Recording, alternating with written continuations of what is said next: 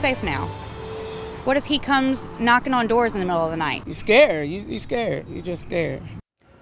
Developing at 5, a suspect still on the run in South Carolina, accused of killings in 2 separate states, taking the lives of 2 people in the St. Louis area. His partner in this Bonnie and Clyde-like crime spree is in custody, and tonight News 4 is tracking their trail from South Carolina to St. Louis and back again. A lot to dissect here. Thanks for joining us. I'm Corey Starr. And I'm Samantha Jones. Tyler Terry and Adrienne Simpson's alleged killing spree started nearly 2 weeks ago with 2 shootings in South Carolina.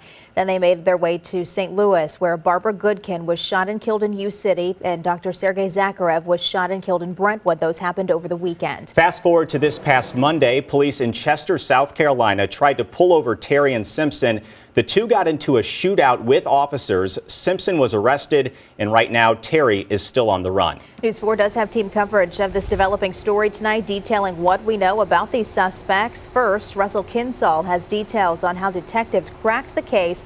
He's live at the Brentwood Police Department.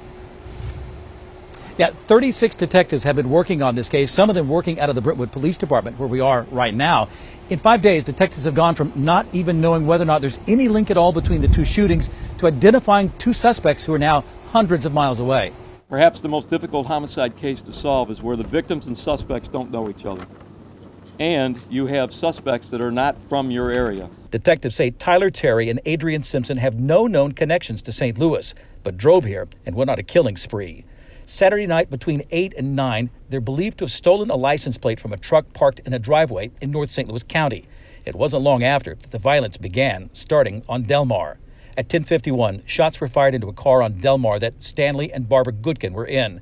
She was killed, but a cell phone stopped a bullet that hit him in the chest. Question, were the crimes connected? Got a lot of help from St. Louis County's laboratory, and they expedited the comparison of the crime scene ballistics between the 2 and were able to verify that the weapon used was the same weapon. Police obtained surveillance video from several businesses that could only make out part of the license plate on the suspect's car, so they turned to the St. Louis Police Department's real-time crime center. St. Louis police found surveillance video of the suspect's car with a clear view of the plates. From there, detectives got Ring doorbell video of them stealing the license plate. With that, detectives discovered the pair spent the night Saturday at a hotel, and that's where they got surveillance video that led to identifying Terry and Simpson. And then federal law enforcement officials were able to discover the duo bought drugs in North St. Louis on Sunday and then returned to South Carolina. Awesome display of tenacity, long hours, and connecting the dots of what you probably could consider one of the most difficult homicide investigations you could get. Investigators say when those suspects returned to South Carolina and then police tried to stop them, leading to a chase and them firing gunshots at police, they were still driving that silver car that they were seen on surveillance video and that they used when they committed the crimes here in St. Louis County. At the Brentwood Police Department, Russell KINSAUL, News 4. Police are still unraveling this couple's alleged trail of violence from South Carolina to St. Louis, and so are we. News 4 investigator Lauren Traeger has spent the day digging into that and searching for any past criminal history. Lauren, what did you find out? Well, Corey, there is certainly a stunning amount of violence that these 2 are alleged to have left in their wake. So to help everyone understand, we have put together a timeline. On May 2nd, Tyler Terry is alleged to have killed Thomas Harden in York, South Carolina. Police say he's also the suspect in 2 other shootings on that day, and they claim Adrienne Simpson drove the vehicle during the crimes. Not a lot of other details other than that. Then, as we know now, they were in the St. Louis area on May 15th and 16th, alleged to have killed the 2 victims here and wounding another person.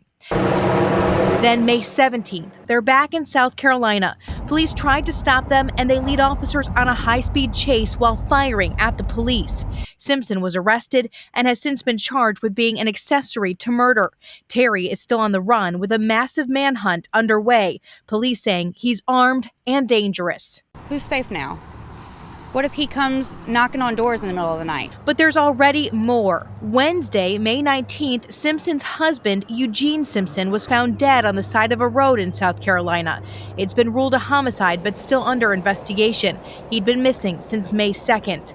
Otherwise, still not a lot is known about Simpson. According to court document searches, she doesn't appear to have much of a criminal background. Terry, though, does. The North Carolina Department of Corrections calls him an absconder. From probation, he was serving on misdemeanor gun and assault charges. And in August last year, he was indicted on a first-degree domestic violence charge, but he had posted bond that same month. Terry now has pending warrants for murder and attempted murder on the police officers he shot at and for those shootings on May 2nd. Police say they don't know what the pair might have done between South Carolina and Missouri, and they say they don't know what brought them to the St. Louis area in the first place. Many questions remain, and of course we will keep asking for answers. I'm Lauren Traeger, News 4. Lauren, thank you. This is the last images we have of Tyler Terry. The Chester County, South Carolina Sheriff's Department tweeted out this footage this afternoon. He was last seen wearing a blue button-up auto shirt with the name David on it and camo Crocs.